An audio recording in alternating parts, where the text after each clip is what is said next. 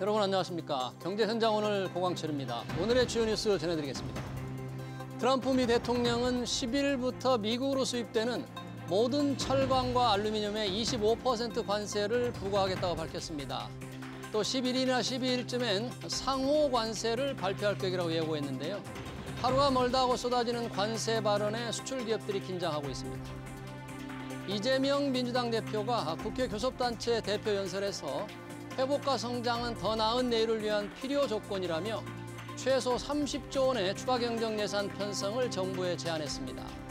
또 AI와 첨단 기술에 의한 생산성 향상은 노동시간 단축으로 이어야 한다면서 주 4.5일제를 거쳐 주 4일 근무로 나가야 한다고 강조했습니다. 국회의원을 임기 중 국민투표로 파면하는 국민소환제도 제안했습니다. 양질의 일자리로 꼽히는 공공기관의 정규직 채용이 지난해 5년 연속 줄면서 2만 명 아래로 떨어졌습니다. 신규 정규직 중 청년 비중도 4년 만에 가장 낮은 수준을 기록했는데요. 작년 신규 채용이 이렇게 준 것은 공공의료기관에서 채용을 크게 줄였기 때문입니다. 멈춰섰던 국민연금 개혁 논의가 다시 시작됩니다. 여당이 보험료율과 소득 대체율을 조정하는 모수 개혁이라도 먼저 논의하자는 입장을 밝히면서 야당과 대화를 시작하려는 건데요. 모수개혁을 먼저 하는 게 바람직한지, 모수개혁에 대한 여야 입장 차이는 얼마나 큰지 이어지는 집중진단에서 자세히 살펴보겠습니다. 경제현장 오늘은 SBS BG앱과 유튜브에서도 실시간 시청 가능합니다. SBS BG앱을 다운받아 시청하면 더 많은 정보와 뉴스를 볼 수 있습니다.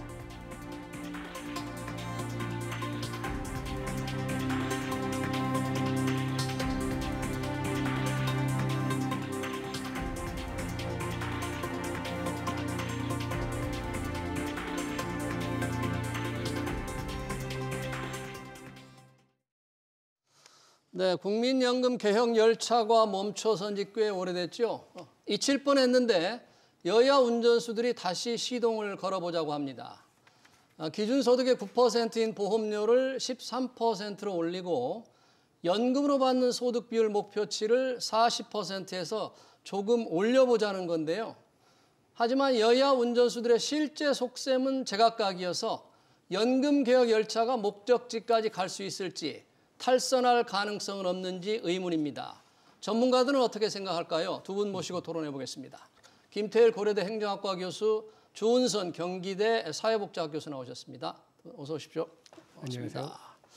국민연금 개혁 좀 사라지는 듯 했습니다. 작년 21대 국회에서 의견을 모으다가 되는 듯 했는데 또 정권이 바뀌고 뭔가 지금 탄핵 국면이어서 얘기가 안 되는 듯 했는데 여당이 조금 입장을 바꿔서 모수 개혁을 먼저 하는데 조금 긍정적으로 돌아섰습니다. 모수 개혁, 보험료를 올리고 소득 대체율도 조금 올리는 방안을 모수 개혁이라고 지금 저희가 얘기하는데요.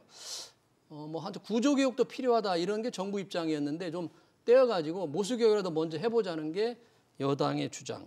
자, 야당도 그런 생각이죠. 여당이 조금 그쪽으로 의견을 좀 좁혀가는 입장이라고 할 수 있는데 모수 개혁. 조은선 교수님께 먼저 여쭤보고 싶습니다. 모수개혁이 먼저 한다. 이게 좀 필요한 겁니까?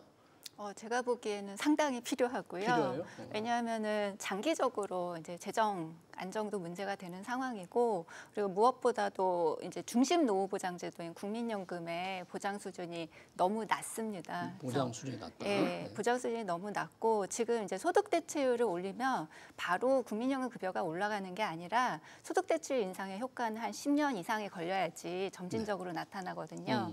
그렇기 때문에 지금 국민연금 소득 대체율을 올려야지 어느 정도 그 효과가 나타나게 되고, 지금 국민연금의 수준은 중위소득의 20% 약간 넘는 수준밖에 안 돼. 이건 다른 어느 나라랑 비교를 해도 너무 낮은 수준이고, 네. 그리고 대부분 수급자들의 급여 수준이 80만 원 이하입니다. 그러니까 전반적으로, 그러니까 소수만 급여 수준이 낮은 게 아니라 이제 중간층까지 아울러서 같이 급여 수준을 좀 끌어올리는 전략이 필요한 거죠. 예. 그렇게 된다면은, 그렇게 하지 않는다라면은 2040년, 50년에 이제 급여를 받는 연금 수급 세대, 즉 30대 중반까지도 지금 급여 수준보다 오히려 급여액이 떨어질 수 있거든요. 알겠습니다. 그래서 이거를 막으려면은 지금 이제 소득 대체율을 어느 정도 다시 회복시켜 줘야지 이게 이제 어느 정도 효과를 발휘할 수 있고요. 네. 그렇기 때문에 뭐 재정 안정 그리고 보장성 강화 이 두 가지 목적을 달성하기 위해서는 그리고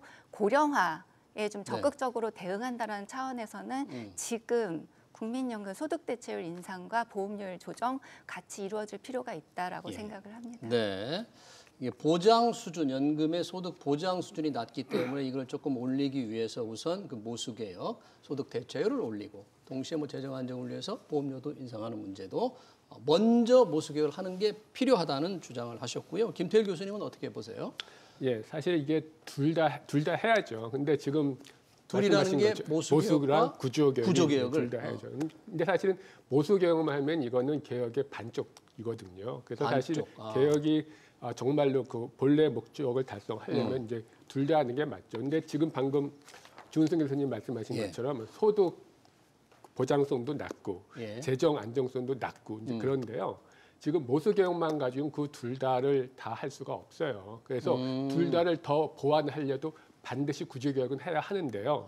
모수와 구조개혁을 둘 다 동시에 하면 제일 좋은 거죠. 근데 만약에 동시에 할 수 없다면은 그리고 모수개혁이 좀 더 여야가 합의가 돼 있다면은 모수개혁부터 먼저 할 수는 있다고 생각해요. 단 중요한 거는 반드시 모수개혁 후에는 구조개혁도 한다는 게 전제가 돼야 하는 거죠. 네, 김태일 교수님은 이제 모수개혁과 구조개혁을 이제 동시에 해야 되는데 뭐 여러 가지 형편상 모수개혁을 먼저 한다고 합의를 하더라도 구조개혁을 한다는 전제를 좀 달아야 된다. 그냥 모수개혁만 달랑해서는 반쪽 개혁이다, 부분 개혁이다 그런 얘기 있는데요. 그러니까 이제 모수개혁이라 그러면 보험료를 올리고 소득 대체율을 인상하는 문제입니다. 그러면 우선 모수개혁을 먼저 하는 쪽으로 여야도 뭐 좀 얘기를 한다고 하니까 물론 진짜 그렇게 속셈이 정말 그런 건지는 좀 대화를 해보면 드러날 텐데 겉으로는 그렇습니다. 여야가 겉으로는. 자, 그러면 의견이 과연 그럼 모수개혁에 관한 의견은 어떤지 지난 21대 국회 얘기를 좀 해보면 당시의 보험료율은 지금 9%인데 13%로 올리자는데 합의를 했었고요. 소득 대체율 목표치는 현재 2028년 40%인데 이거를 당시 43%, 44%좀 의견이 모아지는 과정에 있었잖아요. 자, 그러면 이 두 개의 숫자는 어떻게 만드는 게 필요할까요? 어떻게 바꿔야 돼요? 제가 보기에는 이제 그 43, 44 뭐 얘기는 사실 이제 협상 과정에서 나왔던 얘기고 원래 안은 다 패키지였어요. 그러니까 패키지? 그러니까 소득 대체율 40%와 보험료율 12% 이제 공론화 과정, 시민 공론화에서 다뤄졌던 두 개 안을 기준으로 한다면 그렇고요. 또 하나의 이제 보장성 강화안은 보험료율 13% 그리고 소득 대체율 50% 안이었죠. 그래서 그 안을 가지고 이제 여야 정당이 논의를 하는 과정에서 이제 나온 여러 가지 수치들 중에 하나가 뭐 44, 45 뭐 이제 이런 거였고요. 근데 사실 이제 45 안 같은 경우는 지난 이제 4차 재정 추계에서 논의된 적이 있었던 안이에요. 그러니까 그렇기 때문에 이제 뭐 45% 안 같은 경우 우리가 안으로서 그러니까 기존에 논의됐던 안의 하나로서 얘기를 할 수가 있겠죠. 근데 이제 그 44% 안은 사실은 그러니까 정치적인 어떤 협상의 산물이지 기존의 어떤 국회 연금특위라든지 정부 재정계산위원회라든지 그런 전문가 논의에서는 사실 논의된 적이 없었던 안인 거죠. 그렇기 때문에 그러면 어떻게 정해야 된다고 보십니까? 근데 그러니까 제가 보기에는 저는 사실 이제 보장성이 그러니까 2007년 연금개혁을 통해서 60%에서 40%로 너무 낮춰진 상태고 3분의 1이 날아갔잖아요. 그래서 그 결과로 지금 후세대의 이제 급여 수준이 점진적으로 떨어지게 돼 있는 거고요. 그렇기 때문에 이걸 이제 좀 절반이라도 회복하는 이제 그런 형태의 개혁이 돼야지 뭐 노후 생활에 이제 최소 필요한 수준 이거를 어느 정도 거기에 근접하는 이제 노후 보장이 가능하다라는 입장인 거고요. 저는 사실 이제 소득 대체율이 50%로 다시 어느 정도 절반이라도 회복이 되는 게 좀 필요하다라고 보는 입장입니다. 그 보험료를 13% 올리는 거는 이제 필요하고요. 그거는 이제 보장성 강화를 위해서도 필요하고 그리고 이제 어차피 2040년대 50년대 계속 이제 급여 지출이 늘어나는 상황이기 때문에 어느 정도 대비를 하는 입장에서는 필요하다라고 생각합니다. 지금 소득 대체율에 관해서 조은성 교수님은 우리가 40%로 낮춘 게 조금 많이 폭이 컸으니까 한 절반 정도 50%로 올리는 게 어떻느냐, 그게 필요하다 이렇게 이제 주장을. 그리고 지난 이제 시민공론화에서도 이제 13%, 50% 그 패키지가 예. 다수 아니었고요. 그러니까 그렇군요. 그런 어떤 시민공론화의 결과를 어느 정도 정치권이 좀 받아 안을 필요는 있지 않나. 예. 뭐 그런 생각이 네, 듭니다. 시민 공론의 결과를 나온 걸 가지고 당시 여야가 협상을 좀 했거든요. 네. 그래서 43, 44로 의견이 좁혀졌는데 그것도 합의는 이루어지지 않았어요. 여튼 13%의 보험료율 인상과 소득 대체율은 한 50%까지 필요하다는 게 주 교수님 주장이시고, 우리 김태일 교수님은 지금 모수 개혁만 한다면 물론 이제 구조 개혁은 또 조금 이따 얘기해 보겠지만 숫자는 어떻게 해야 될까요? 근데 원래 우리가 이 연금 개혁 논의가 시작된 게요. 예. 결국은 우리가 적게 내고, 그러니까 받는 거에 비해서 너무 적게 낸다는 것 때문에 예. 이제 그래서 이제 한 거잖아요. 개혁 그래서 출발점의 네네. 이유가 뭐냐? 예, 네. 그랬잖아요. 그래서 사실은 우리가 너무나 지금 보험료율이 낮은 거, 특히 뭐 다른 나라 비교해도 그렇고 우리가 받는 거에 비해서 굉장히 낮은 건 맞단 말이죠. 예. 그래서 사실은 보험료를 올려야 된다는 건 누구나 다 공감할 거예요. 근데 보험료를 올리는 거. 사실은 우리가 받는 거를 생각하면은, 그러니까 40%라고 쳐도 적어도 15% 이상이 돼야지 균형은 맞아요. 그런데 그래서 개인적으로는 사실 15%까지 올리면 제일 좋겠으나 15%. 현실적으로 힘들죠. 지금 9에서 15까지는 너무나 큰 거기 때문에 예. 그래서 현실적으로 가능한 가장 올릴 수 있는 거는 13%까지일 거라 생각하고 저는 그래서 보험료를 13% 올리는 건 동의합니다. 네. 그리고 사실은 그 소득 대체는요. 네. 저는 개인적으로 개인적인 의견을 물으면 네. 저는 현행대로 가야 된다고 생각해요. 현재 40%를 유지해야 이제 된다. 그 이유가 뭐냐면요. 사실은 당연히 우리 국민연금의 그 노후소득 보장 강화하는 게 필요하죠. 그런데 예. 이 소득 대체율을 뭐 40에서 44로 그래봤자 네. 올라가는 급여액이 많지 않아요. 사실은 연금 급여액을 높이려면 그것보다는 가입기간 늘리는 게 훨씬 더 효과적이고 더 그래요. 가입 기간을 더 늘려야 네네네. 된다. 나이를 좀 훨씬 더 많이 오랫동안 몇 가지 방안이 그것도 있고 몇 가지 방안이 있는데 그래서 저는 개인적으로는 사실은 소득 대체를 올린 걸 저는 뭐 이렇게 찬성하지는 않지만 네. 그렇지만 사실은 이런 거는 결국 정치잖아요. 그냥 어떤 뭐 논리 네. 할 수 있는 거 아니니까. 근데 정치적인 여건을 고려한다면 어느 정도 높이는 거는 필요할 것 같다 생각하고요. 하지만 가능한 한 너무 높이진 않았으면 좋겠다. 네, 알겠습니다. 네, 지금 김태일 교수님은 연금개혁 논의의 출발이 뭐냐? 우리가 이렇게 재정 기금의 안정성 문제에서 출발했기 때문에 적게 내고 많이 받는 문제를 고치자고 시작된 게 아니냐. 그래서 소득 대체율 우리가 목표로 한 게 2028년 40% 이걸 좀 유지하는 게 좋겠다. 그러나 정치니까 조금이라도 뭐 올리는 쪽에서 얘기가 될 수도 있겠다 그랬는데, 만약에 지난 21대 국회에서 보험료율 13%였고요. 소득 대체율은 43이나 44% 얘기가 되고 있었잖아요. 그렇게 정해지면 우리가 걱정하는 연금 고갈 시기가 많이 늦어집니까? 그 정도 되면?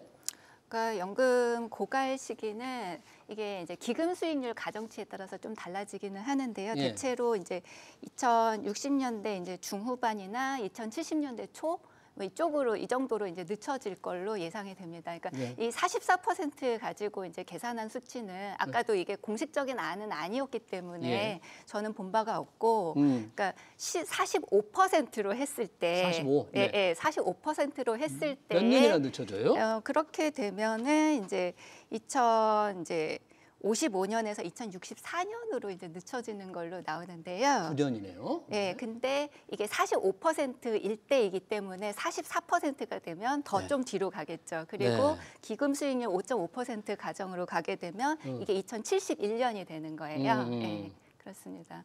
그러네요.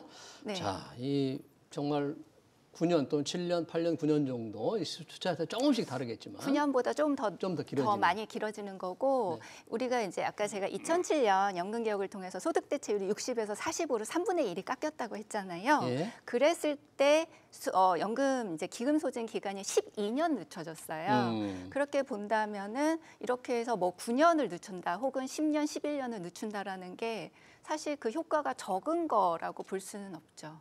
그 정도만 해도 연금 기금 시기를 늦추는 것도 효과가 어느 정도 있다고 봐야 된다. 왜냐하면 2007년에 그렇게 급격한 소득 대체율 인하를 단행을 했을 때도 겨우 12년을 늦췄는데 예. 이렇게 해서 예를 들면 10년 이상 기금 소진 기간을 늦춘다라면은 이 효과도 무시할 수는 없는 거죠, 사실은. 네.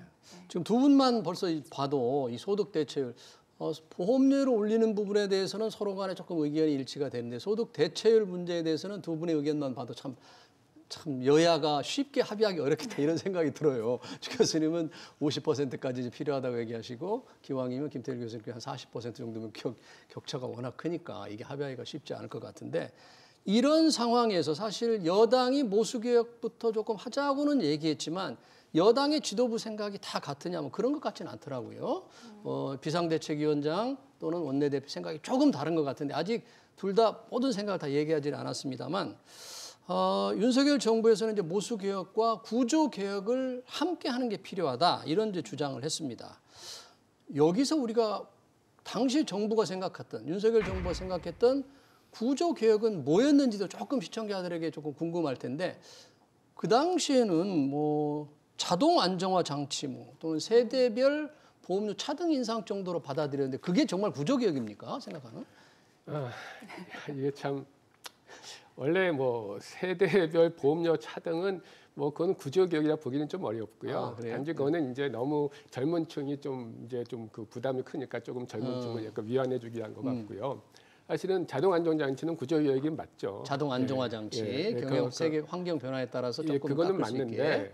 근데 애초에 그거는 정부 안 때 나온 거고 그 전에 이제 여야가 그 전부터 논의할 때도 구조개혁이라 할 때는 단지 그 자동 안정화 장치만 생각한 건 아니었고요. 뭐 기초연금, 퇴직연금을 포함한 전반적인 노후 보장 체계의 개편 그런 것들을 포함해서 구조개혁을 염두에 뒀죠. 그래서 이번에 구조개혁을 한다면은 저는 뭐 자동 안정화 장치는 뭐 얘기할 수도 있지만 더 중요한 거는 기초연금과 퇴직연금을 포함한 전반적인 우리나라 연금 체계를 개혁을 해서 정말 보장성을 높이고 또 재정 안정성도 더 그 제고할 수 있는 그런 방안을 마련해야 된다고 생각합니다. 네, 기초연금, 퇴직연금과 연계해서 국민연금 이런 연금의 전체적인 걸 좀 개혁하자 그런 건데 이게 뭐 자세히 들여다보면 굉장히 복잡할 것 같고 정말 쉽지 않을 것 같고 아예 불가능할 것 같다는 생각도 좀 들어요. 구조개혁이 지금 얘기한 우리 김태일 교수님께서 반드시 필요하다고 하지만 기초연금, 퇴직연금 이게 가능할까요? 이게 구조개혁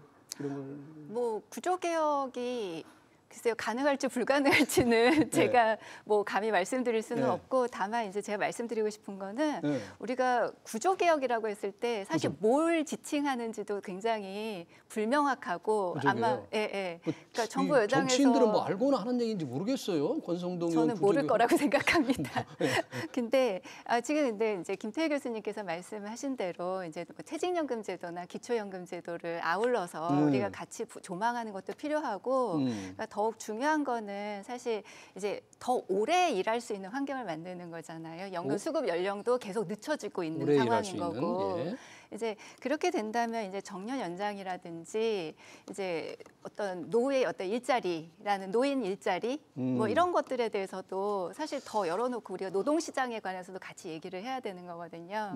그리고 구조개혁에 대해서 저는 환상을 가질 필요는 없다고 생각을 해요. 왜냐하면은 그러니까 인풋, 그러니까 돈을 더 집어넣지는 않고 구조만 바꿔서 문제가 해결될 수 있는 건 아무것도 없거든요. 그러니까 재정 문제를 해결을 하려면은 어떤 식으로든 이제 뭐 정부 일반 재정이 됐든 보험료가 됐든 아니면 다른 형태의 어떤 재원이 됐든 간에 그러니까 인풋을 더 늘리는 이제 그런 고민이 필요하다라는 거죠. 그래서 뭐 낸만큼 받는다라든지 뭐 어떻게 한다라든지 그것만 가지고 재정 문제가 해결될 거다.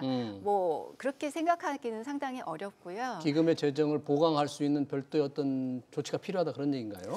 뭐 이제 그런 이제 그러니까 제 얘기는 그러니까 구조개혁이 곧 선이고 구조개혁만 하면 뭐가 다 해결된다라고 착각을 하면 안 된다라는 거죠. 그 구조를 바꾼다고 하더라도 여전히 재정에 대한 인풋을 어떻게 할 거냐에 대한 고민은 필요하다라는 것이고 그리고 퇴직연금에 대해서 우리가 환상을 가져서도 안 되는 게 지금 이제 노인 중에 0.5%도 안 되는 노인들이 퇴직연금 수급자예요. 그리고 종신형 퇴직연금 없잖아요. 지금 그러니까 평생에 걸쳐서 국민연금처럼 이렇게 받을 수, 그러니까 노후보장 역할을 해줄 수 있는 형태로 퇴직연금이 만들어져 있지 않죠. 그러니까 퇴직연금을 연금답게 만드는 것은 필요한데 그게 우리 국민 대부분한테 이게 역할을 할 거라고 우리가 착각을 해서는 안 된다라는 거죠. 퇴직연금을 받는 분들이 그렇게 많지 않으니까. 그렇죠. 다 일시금으로 해소해버리고 가입자 수도 사실 뭐 취업 연령대 인구 중에 뭐 30% 미만인 거고요.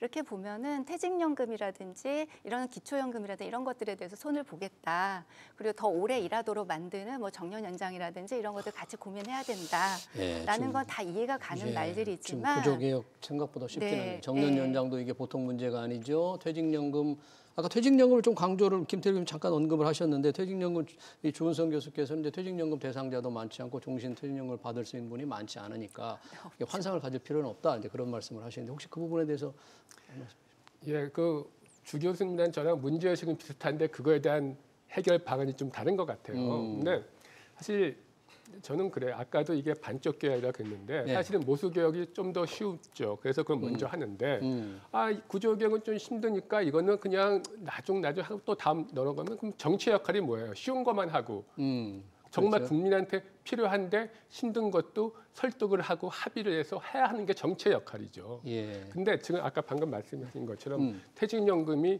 우리는 연금 역할을 전혀 거의 못하고 있죠. 그런데 퇴직연금이. 우리처럼 강제가입 퇴직연금을 가지고 있으면서 우리처럼 연금 역할을 못하는 나라는 우리밖에 없어요. 왜 우리는 연금 역할을 제대로 못하는 상황이죠? 다 강제로 가입하겠는데. 일단은 뭐 그 퇴직금에서 퇴직연금을 되면서 아직도 연금으로 받기보다는 이제 일시금 받는 게 많은 것도 있지만 많으니까. 가장 큰 거는 수익률이 낮기 때문에 그래요. 지금 수익률이 현재. 낮다. 그러니까 사실은 국민연금은 정부가 하고 네. 퇴직연금 민간이 하잖아요. 보통 정부는 굉장히 비효율적이고 무능하고 민간은 효율적이라 그러잖아요.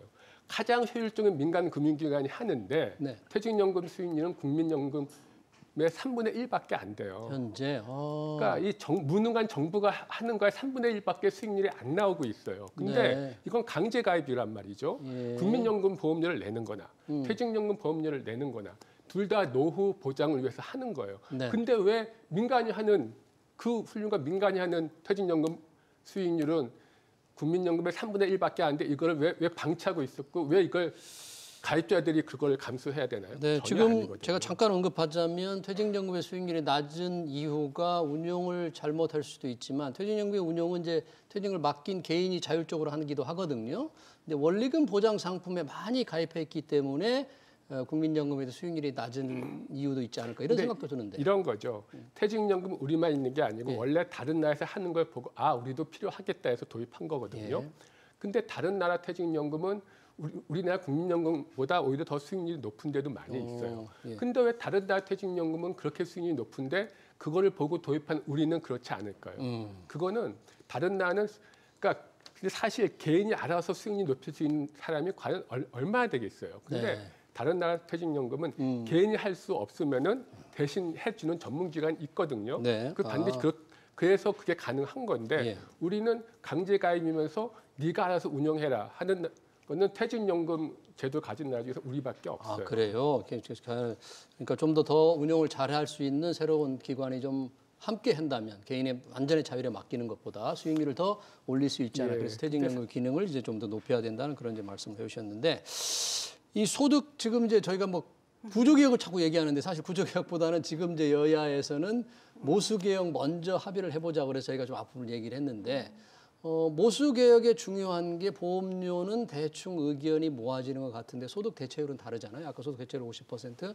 우리 김태일 교수님 40%인데 그 부분에 대해서는 이런 시각이 좀 어떻게 보시는지 궁금한 것 같아요. 이 국민연금으로 노후 보장을 국민연금이 다 떠내야 되느냐 하는 문제는 어떻게 보십니까? 소득 대체율을 계속 올려야 된다는 주장은 그런 것 같은데.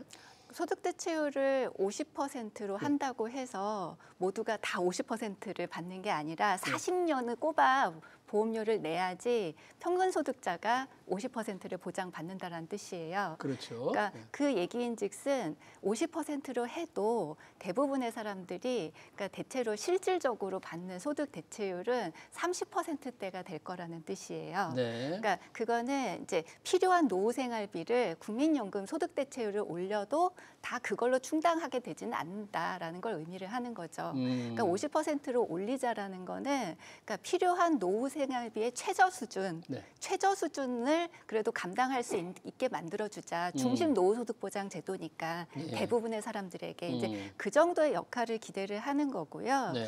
사실 그러니까 이걸로 충분하다라고 말씀드릴 수는 없어요. 하지만 네, 그렇죠. 네. 네, 이제 충분하진 않지만 여튼 국민연금으로 노후 이 빈곤을 조금 해결하는데 노후 국민연금에 큰 기여를 할 수 있도록 해보자는 차원에서 이제 소득 대체를 조금 그렇죠. 올리자는 노후빈곤 건데 예방을 해야 되는 거니까. 국민연금이 그런 역할까지 좀 더 많이 그 부담을 주는 게 합리적이냐 뭐 그런 질문을 제가 던지는 겁니다.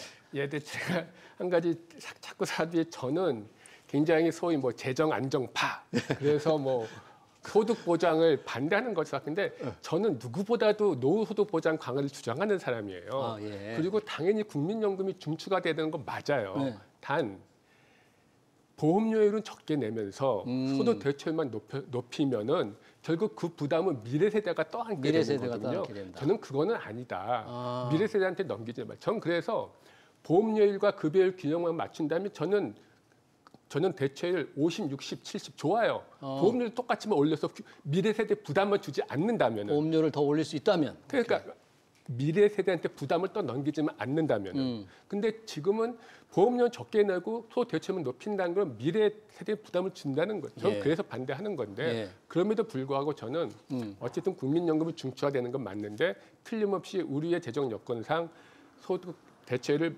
마구 높일 수는 없어요. 네. 한계는 있어요. 하지만 국민연금이 중추가 되고 그래서 가입기간도 늘리고 사각지대 없애야 되는 거 맞고요. 그렇지만 그것만으로는 부족하니까 중산층 이상에서는 퇴직연금이 그거를 같이 역할을 하고 또 좀 저소득층에서는 기초연금이 또 그걸 보완하고 그렇게 가야 하는 거죠. 네. 그러니까 우리 김태일 교수님께서도 이 재정 안정파라고 해서 뭐 소득 대체를 올리는 걸 무작정 반대하는 건 아니다. 다만 이 보험료는 안 올리고 소득 대체율만 많이 올리면 미래 세대에게 기금 이 부담이 가니까 그걸 막아야 된다는 얘기인데 지금 그 우리 주은성 교수님 생각하신 대로 보험료율 13%, 소득 대체율 만약에 뭐 한 50% 정도로 가는 미래 세대에 많아질 부담을 어떻게 보세요? 그러니까 소득 대체율을 이제 지금 40%로 유지를 했을 때 네. 이제 2070년 기준으로 GDP 한 8.8%를 국민연금에 지출을 하게 돼요. 근데 이제 소득 대체율을 50%를 하게 되면 당연히 커지죠. 그러니까 그게 한 11% 초반대, 그러니까 11.1%, 2% 이제 그 정도로 예상이 되는데, 그러니까 그 2070년 기준, 그러니까 한국 노인 인구 비중을 생각을 해보세요. 노인 인구 비중을 생각을 해보시고, 그래서 40%가 넘어요. 그리고 또 하나는, 그러니까 다른 나라들은 어떠한가? 이미 10% 이상을 지출을 하고 있는 나라들도 많아요. GDP의 10% 이상을. 그리고 2070년 기준으로 가면은 EU 평균이 한 13%를 넘어서요. 예. 그렇다면 과연 우리가 국민연금에 정말 많이 지출한다, 너무 감당 못하게 지출하고 있다라고 예. 얘기할 수준인가라고 예. 생각하면 2070년에 지금 다른 나라들이 지출하고 있는 수준에 맞추는 거예요. 저는 그거를 미래 세대 부담이 당연히 커지는 건 맞는데, 그러니까 그걸 부담할 수 있게 만들어주는 게 사회 투자고 교육이고 이제 그런 거지. 그걸 무조건 부담 못한다라고 단정을 해서는 안 되고, 예. 그리고 우리가 보험료만으로 그걸 다 부담하자고 하는 것도 아니거든요. 알겠습니다. 네. 그럼 뭘로 해야 될지 뭐 여러 가지 뭐 네. 논의 사항이 좀 있으니까 네. 저희 시간 관계상 마지막 질문을 좀 던져야 될 것 같은데 여야가 지금 연금 개혁에 관한 얘기를 해보는데 그 연금 개혁에 관한 토론의 장을 어디로 할 거냐? 여당은 국회 연금개혁 특별위원회를 구성해서 하자. 야당은 국회 상임위 보건복지위원회에서 하자. 생각이 좀 다른 것 같은데 이게 굉장히 중요한 것 같아요. 이건 어떻게 해야 될까요? 예, 뭐 그러니까 이게 특위냐 상임위의 네. 차이는 뭐 아시겠지만 이제 결국 그거잖아요. 여야 동수로 하냐 그렇죠. 아니면 그냥 의원 예. 동수대로 하냐. 보건복지위는 야당 주도, 특위는 예, 여야 그런 동수. 거고 그다음에 이제 보건복지위에 예컨대 뭐 다른 예. 다른 분야 상임위로 참여할 수 있냐. 근데 구조개혁은 당연히 뭐 노동도 걸려 있고 뭐 금융도 걸려 있고 하니까 특위에서 하는 게 맞죠. 네. 그다음에 특히 이제 이런 것들은 저거 개혁은 저는 여야 합의가 중요하다고 생각해요. 그런 면에서 구조개혁은 당연히 특위가 맞고요. 모수개혁도 바람직하기에는 특위가 더 낫겠죠. 그렇지만 이제 좀 빨리 해야 되고 그다음에 여야가 어느 정도 합의가 돼 있다.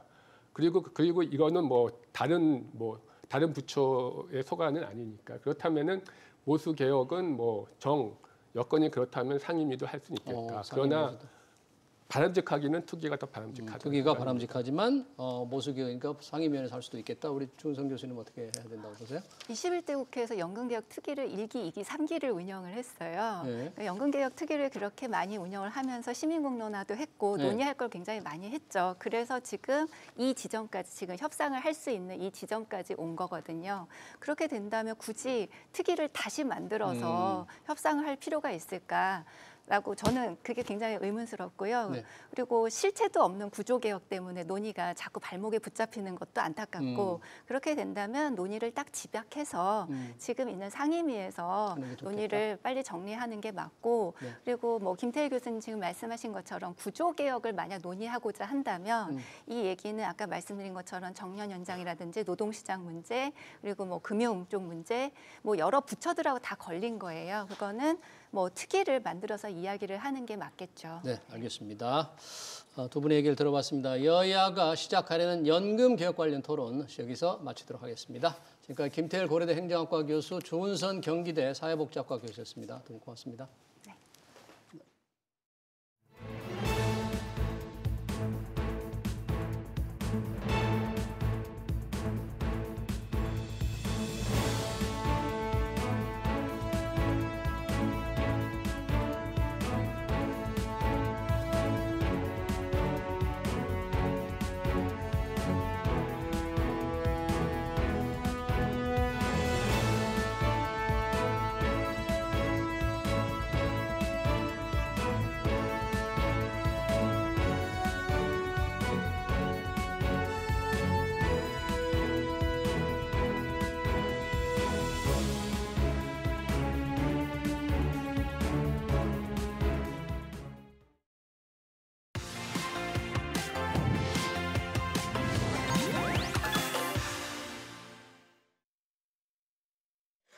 네, 트럼프 미 대통령의 잇단 관세 폭탄 발언으로 가려져 있지만 글로벌 증시의 최대 변수는 미 연준의 기준금리 인하 속도죠. 미국의 지난 1월 고용이 비교적 괜찮은 것으로 나오면서 연준의 금리 인하가 6월쯤 재개될 거라는 전망도 나오는데요. 채권 투자에 관심 많은 사람들 어떻게 해야 할지 임재균 KB증권 연구원 모시고 얘기 들어보겠습니다. 연구원님 어서 오십시오. 예, 안녕하세요. 자, 이 미국의 연준의 금리 인하 속도 상당히 관심이 많은데 이제 이렇게 인플레이션이라든지 고용 여러 가지 영향을 받겠죠. 지난 미국의 1월 비농업 고용 지표 뭐 비교적 괜찮게 나왔던 거죠?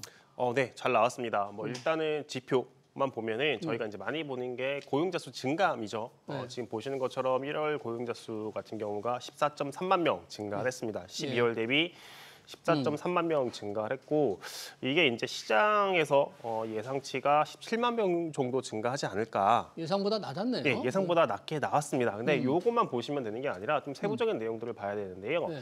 일단은 그러니까 1월 고용 지표는 부진하긴 했습니다만 11월과 12월, 그러니까 이게 그 전월 같은 경우가 이제 그 발표를 하면서 최근 두 달치 같은 경우는 수정이 되거든요. 그러니까 11월과 12월이 그러니까 예를 들면 1월 달에 발표가 된 게 확정치가 아니라요. 나중에 2월, 3월 고용 지표가 나올 때 수정이 됩니다. 내려갈 수도 있고 올라갈 수 있는 상황인 건데 이번에 이제 1월 고용 지표가 나오면서 11월과 12월이 수정이 됐습니다. 근데 이게 10만 명이 상향 조정이 됐어요. 아, 올라갔구나. 네, 상향 조정이 됐습니다. 네. 그리고 실업률 같은 경우가 보면은 4.0%를 네. 기록을 했습니다. 예. 지난 여름에 연준이 9월 FOMC에서 빅컷을 할 때만 하더라도 미국의 실업률이 4.3%였는데 이게 계속해서 조금 올라가진 않고 오히려 내려가는 모습들을 보이고 있고 예. 거기에 시간당 임금 상승률 같은 경우도 0.5% 전월 대비 0.5%로 생각보다 굉장히 높은 증가율을 기록을 하다 보니까는 네. 고용은 되게 좋죠. 고용 좋고 그리고 임금이 영향을 미치는 건 결국에는 물가입니다. 최근에 물가가 굉장히 조금 둔화되는 모습을 보이고 있고 거기에 트럼프의 관세 그리고 미국의 임금이 이렇게 올라가게 되면은 결국에는 물가에 따라서 물가까지 좀 둔화 속도가 굉장히 더딜 수 있는 거 아니냐라는 전망이 나오다 보니까는 지난주 금요일에 미국의 고용 지표가 나오고 나서 미국채 금리 같은 경우는 뭐 만기마다 좀 다르지만 5에서 6bp 정도가 이제 금리가 올라갔다라고 보시는 게 맞을 것 같습니다. 시장은 조금 금리가 올라갔다. 이거죠? 네, 맞습니다. 네. 10년짜리 금리가 조금 고용 지표로 조금 올라갔는데 지난번에만 해도 이 10년짜리 미 국채 금리 수익률이 거의 연 5%에 근접했었잖아요. 네, 맞습니다. 그래도 최근에 뭐 조금씩 낮아지면서 지금 4.5% 아래로도 떨어지던데 인플레 우려는 계속되고 있고 고용 시장도 괜찮으면 시장 금리도 좀 덜 떨어질 것 같은데 조금 안정되는 흐름은 왜 그런 거죠, 지금? 네, 지난 그러니까 4.8%를 기록할 때를 보면 이제 트럼프 취임 전입니다. 예. 취임 전만 하더라도 뭐 지금처럼 미국의 경기는 굉장히 강했고 물가에 대한 둔화 우려도 굉장히 높았었죠. 근데 지금과 그때 취임 전으로 차이가 뭐냐라고 보면은 트럼프의 정책에 대한 우려예요. 예. 그러니까 시장 입장에서는 트럼프가 취임을 하기 전까지만 하더라도 이 사람이 하는 정책을 보면은 관세를 부과하겠다. 그리고 감세를 하겠다. 라고 보면은 재정 지출이 늘어나는 거거든요. 수입이 안 거칩니다. 네. 그러니까 재정 적자가 커지다 보니까는 이게 무슨 말이냐면은 미국 정부가 발행을 해야 될 채권량이 기준보다 더 많아질 수 있다라는 전망들이 나왔고 예. 관세에 대한 우려도 보시면은 트럼프 대통령이 기존에 이제 취임하기 전까지만 하더라도 취임하자마자 취임 네. 즉시 중국의 60% 그 외 모든 나라의 10%의 관세를 부과하겠다라고 밝혔는데 보편 관세. 네, 보편 관세를 부과하겠다라고 밝혔는데 실제로 뭐 관세 정책이 나오곤 있지만은 트럼프 대통령이 언급했던 것보다는 훨씬 약합니다. 아. 근데 취임 전까지는 사실은 이분이 어떻게 정책을 할지를 모르다 보니까는 여러 가지 불확실성들을 반영을 하면서 금리가 올랐던 부분들이 있고 근데 막상 취임을 하고 나니까는 관세가 생각보다 강하지 않네. 그러면 이제 물가 걱정도 생각보다 크지 않겠구나.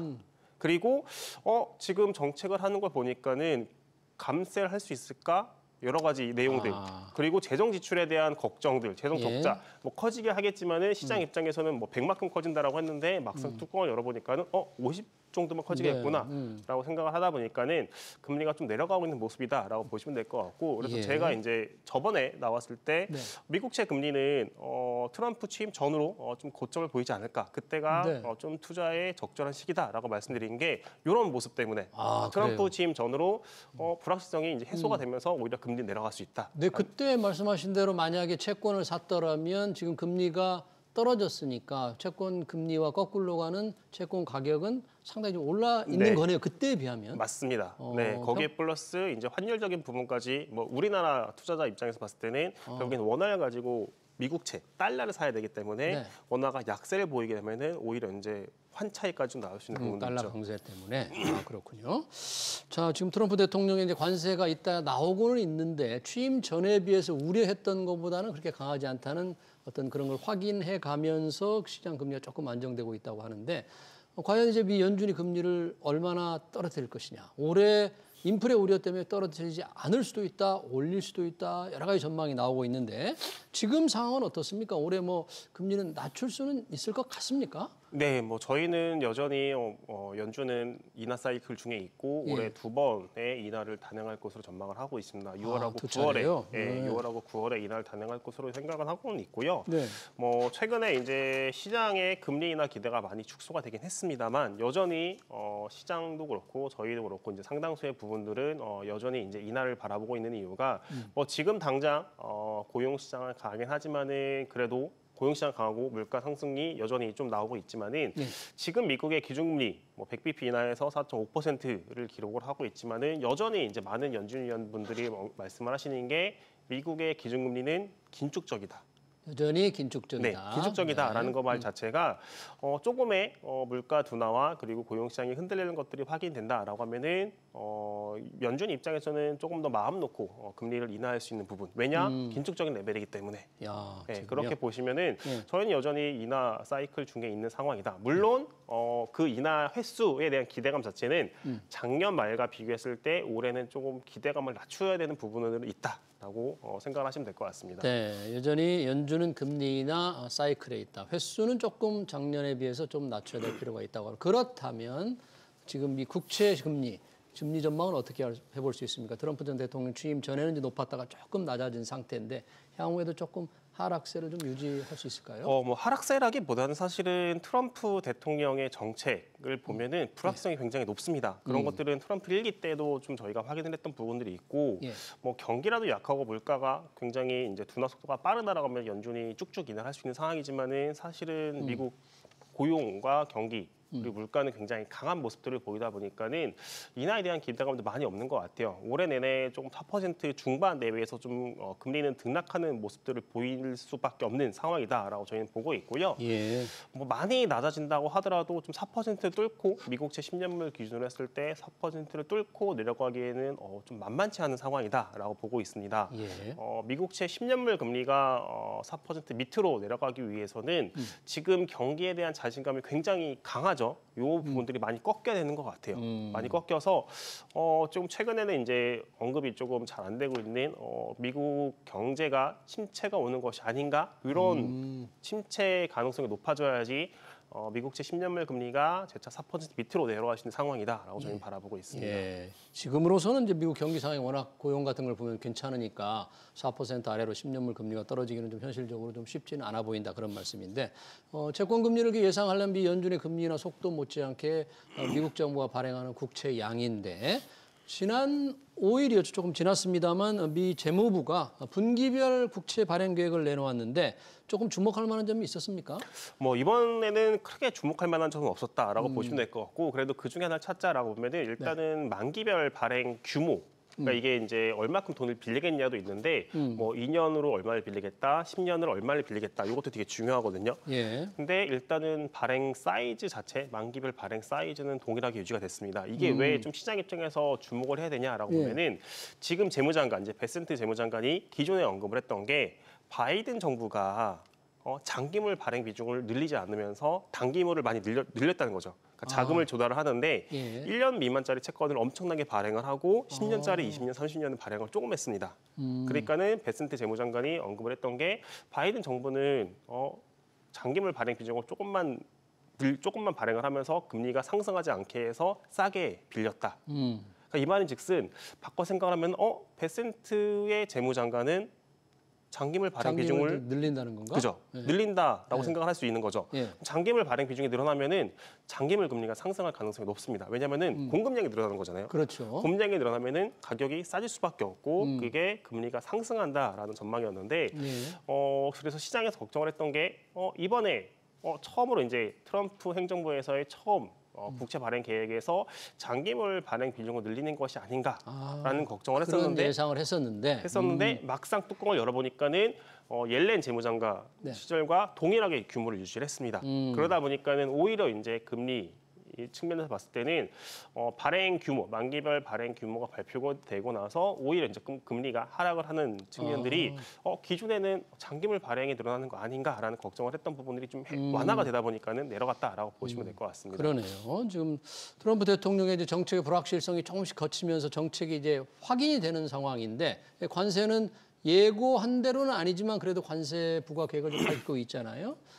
또 국내 세율 감면, 법인세 감면은 아직 공표는 안 했는데 이런 것들이 정책이 뭔가 확인이 돼가면서 그러면 빚이 더 적자가 늘어나고 그래서 채권 발행이 더 늘어나지 않을까 이렇게 보는 사람도 있던데. 네, 맞습니다. 일단은 감세가 되게 되면은 미국 정부의 세수입 자체가 감소할 수밖에 없습니다. 실제로 트럼프 1기 때도 2017년 1월부터 임기를 시작을 했고 그해 말에 감세안이 이제 국회에서 상원 하원 양쪽에서 최종 통과가 됐고 2018년부터 이 감세안이 실행이 됐는데 정확히 2018년부터 미국의 재정 적자는 확대가 됐습니다. 그리고 코로나로 인해서 대규모 재정 지출을 쓰면서 이제 그 당시에 재정 적자가 엄청나게 확대가 된 부분들이 있고 지금 이제 시장 입장에서는 이번에도 마찬가지로 트럼프 대통령이 감세를 한다라고 하다 보니까는 세수입이 줄 수 있겠구나.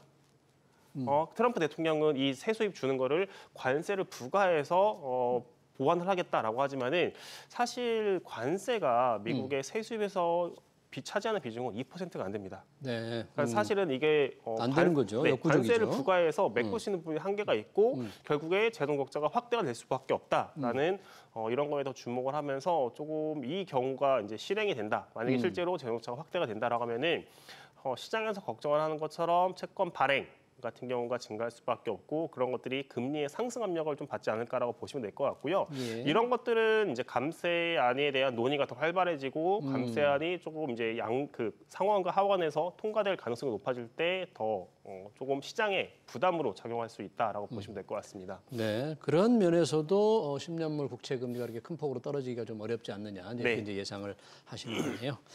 자, 이제 우리 얘기로 조금 넘어와 보고 싶은데 미 연준의 금리나 속도도 중요하지만 우리 한국은행도 그렇습니다. 1월에 기준금리를 이제 유지를 했고 이달에는 조금 내리지 않을까 이런 전망이 좀 많은 편인데 뭐 이것도 쉽지는 않아요. 또 원달러 환율 보면 어떻게 예상을 하세요? 저희는 이번에는 내린다. 이번엔 내친다. 네, 오. 1월은 시장의 예상과 달리 뭐 한국은행이 동결을 했지만은 저희는 근데 그때도 저희는 동결 전망을 했었고요. 1월에 동결 전망을 했었고, 근데 2월 달에는 인하할 수 있는 상황이다라고 보면 될 것 같고. 어떤 면에서 그렇게 보시는 거예요? 뭐 일단은 트럼프의 1월 달에 이제 동결을 했던 이유와 2월 달에 인하할 수 있는 이유를 좀 비교를 해볼 수밖에 없는데 1월 같은 경우는 이제 트럼프 취임 전입니다.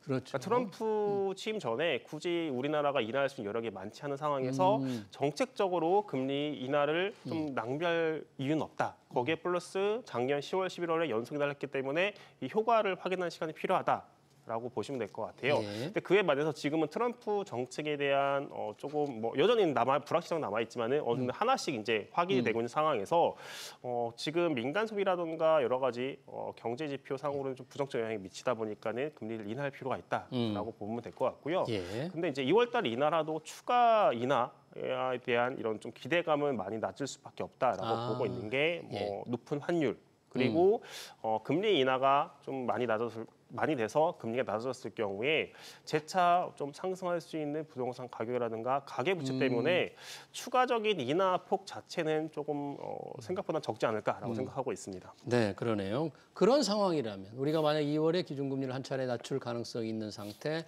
연준의 금리나 속도는 조금 늦은 상태라면 우리 지금 원달러 환율, 뭐 트럼프 대통령 관세 때문에 조금 요즘 등락이 좀 있습니다만 어떻게 전망을 하세요? 원달러 같은 경우는 저희는 계속 1,400원 중반 내에서 등락할 수밖에 없는 상황인 것 같아요. 예. 기본적으로 뭐 트럼프의 관세, 그러니까 트럼프 정책의 불확실성 그리고 연준이 생각보다 올해 인하를 덜 할 수 있다는 점 자체가 원화가 뭐 역사적으로 봤을 때 글로벌 금융위기 이후 가장 높은 수준을 기록을 하고 있지만은 내려올 재료가 있냐라고 보면은 많지가 않습니다. 쉽지 않을 듯다. 네, 그리고 지금 트럼프가 하고 있는 정책이 결국에는 미국의 공장을 투자해라. 그렇죠. 투자해라라는 거기 때문에 우리나라 기업들 입장에서도 미국 시장을 포기하지 않는 한에는 미국에 직접적인 투자를 할 수밖에 없고 이게 어떻게 보면 이제 달러가 필요한 달러 거고. 수요로 작용을 한다 그런 얘기네요. 네. 자, 이 채권 투자자들 지금 관심이 많은데 최근에 뭐 미국의 단기 채권에 투자하는 개미들이 많다 그래요. 이 단기 채권 투자 왜 그러는 건지 이런 상황에서 채권 투자는 어떻게 해야 할까요? 뭐 아무래도 이제 미국 단기 같은 경우가 우리나라보다는 기준금리에 영향을 미치는데 미국의 기준금리는 4.5, 우리나라 기준금리가 3%로 미국 기준금리가 훨씬 높다 보니까는 국내 투자분들이 단기 쪽 채권에 조금 자금을 이동하고 있는 상황이다. 거기에 플러스 미국 채권에 단기 채권에 이제 투자를 할 경우에 안정적인 이제 채권 수익률, 높은 금리에서 안정적인 수익률을 얻을 수 있으면서 동시에 환율이 약해질 경우에, 그러니까 원화가 상승할 경우에 환 차익까지 나올 수 있기 때문에 이 두 가지를 조금 노리면서 투자를 하고 있는 상황이다라고 보시면 될 것 같고요. 이런 흐름은 조금 당분간 더 지속될 수 있는 상황이다라고 보고 있습니다. 그 이유가 뭐 미국 경기는 강하고 우리나라 경기 약하기 때문에 우리나라 인하 기대감이 좀 더 클 수밖에 없는 상황이다라고 보시면 될 것 같은데 그럼 어느 게 정답이냐라고 보면은 사실은 좀 정답은 찾기 어려운 것 같아요. 왜냐하면은 저는 이제 말씀드리는 게 각자의 자금의 성격에 맞게 투자하는 게 중요하다. 예를 들면은 뭐 오랜 동안 기간을 묵혀놓을 수 있는 자금이 있다라고 보면은 좀 금리가 올라갔을 때 단기 채권에 투자를 하다가 장기 쪽으로 이동하는 것도 장기로 적절한 전략인데 예를 들면 한 달, 두 달 뒤에 목돈이 필요한 상황에서 단기간에 뭐 투자를 어디에 굴릴 곳이 필요하다라고 했을 때는 그럴 때는 오히려 이제 단기 쪽 채권에 투자하는 게 더 적절하지 않나라고 저는 보고는 있습니다. 네, 자기의 자금 시장 상황, 자금을 언제 어떻게 운용해야 될지에 따라서 투자 전략이 달라질 수 있다는 점 염두에 둬야 될 것 같습니다. 주간 증시 전망 지금까지 임재균 KB증권 연구원이었습니다. 고맙습니다. 네, 감사합니다.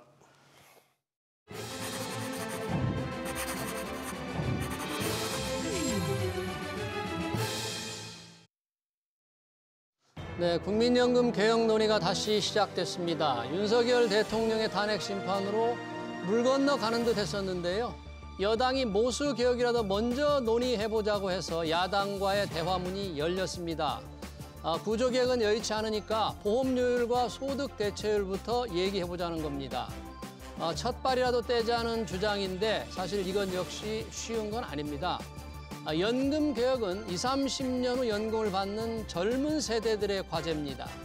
여야가 엉뚱한 합의를 하지 못하도록 눈을 부릅떠야 할 사람은 바로 MZ 세대들입니다.